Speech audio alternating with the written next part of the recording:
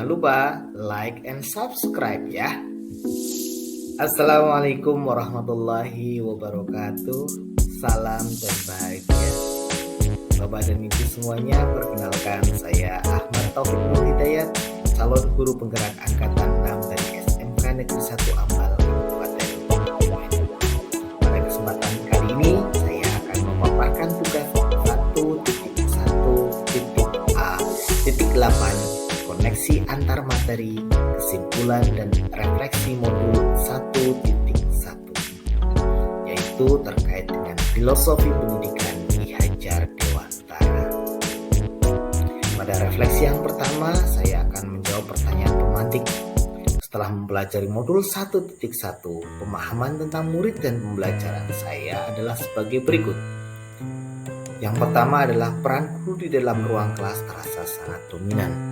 Guru menguasai ruang dan waktu dalam pembelajaran, sehingga guru menjadi sangat capek. Tapi di sisi yang lain, murid menjadi sangat bosan. Yang berikutnya adalah di mana ketercapaian pembelajaran diukur dari keberhasilan murid untuk menuntaskan KKM. Jadi standar keberhasilan itu hanya ditentukan dari capaian KKM. Yang berikutnya adalah yang saya rasakan, murid di dalam ruang kelas kurang saya ajak untuk menjadi aktif, atau murid terasa pasif. Hasilnya ketika murid pasif adalah motivasi belajarnya terasa lebih rendah atau menurun. Yang berikutnya adalah ketika asesmen dilaksanakan dan banyak murid saya yang nilainya berada di bawah standar, maka saya merasa bahwa pembelajaran saya gagal. Saya sudah sangat capek melaksanakan pembelajaran. Ternyata banyak yang tidak memahami konsep yang saya ajarkan, sehingga saya merasa pembelajaran saya gagal. Yang berikutnya adalah saya menganggap bahwa murid itu seperti kertas kosong. Saya memiliki kewenangan untuk mengisi apapun sesuai dengan keinginan saya. Padahal sebenarnya murid sudah memiliki kodrat masing-masing.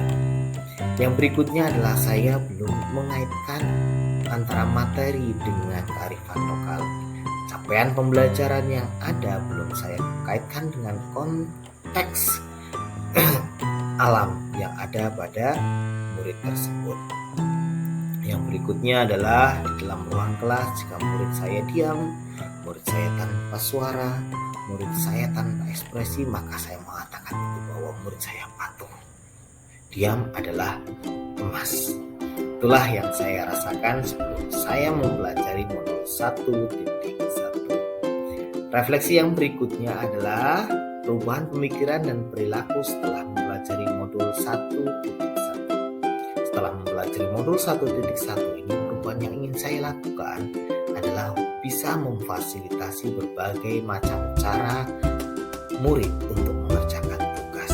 Jadi saya akan memberikan ruang yang seluas-luasnya murid untuk bisa mengerjakan tugas sesuai dengan bakat dan minatnya. Jadi sudah tidak akan saya batasi bahwa yang benar adalah A atau B saja. Saya akan meminimalkan menggunakan tes yang berupa multiple choice. Yang berikutnya adalah saya akan mengajak kodrat anak sebagai yang merdeka. Dalam konteks ini, kita sebagai pendidik harus menghamba pada siswa atau menghamba pada murid. Yang berikutnya adalah saya akan berpihak kepada anak, di mana anak adalah sebagai subjek dalam pembelajaran. Apa yang mereka butuhkan harus kita fasilitasi sehingga mereka bisa tumbuh dan berkembang sesuai dengan kodratnya.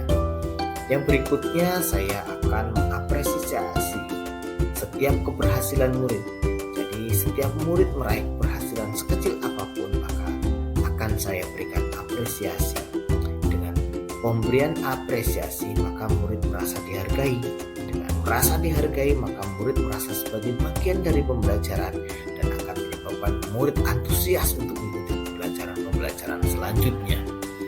Yang berikutnya adalah saya akan melakukan inovasi pembelajaran, di mana mana capaian pembelajaran yang berbeda, karakteristik murid yang berbeda, harus melaksanakan pembelajaran yang berbeda, baik metode maupun strateginya.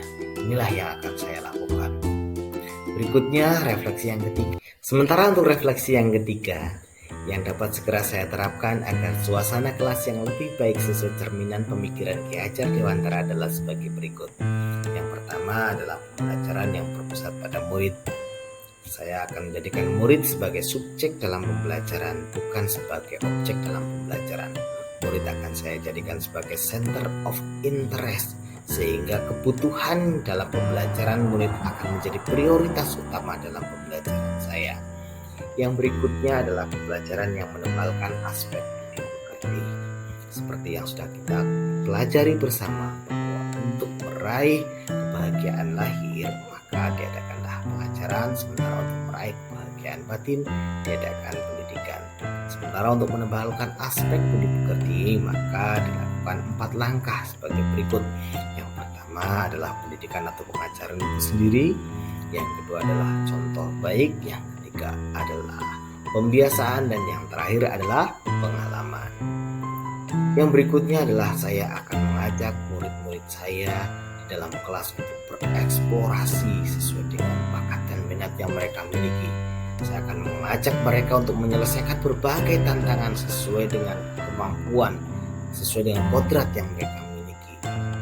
Saya akan berikan apresiasi terhadap keberhasilan yang sudah mereka dapatkan, sekecil apapun itu. Yang selanjutnya adalah pembelajaran sesuai dengan kodrat keadaan.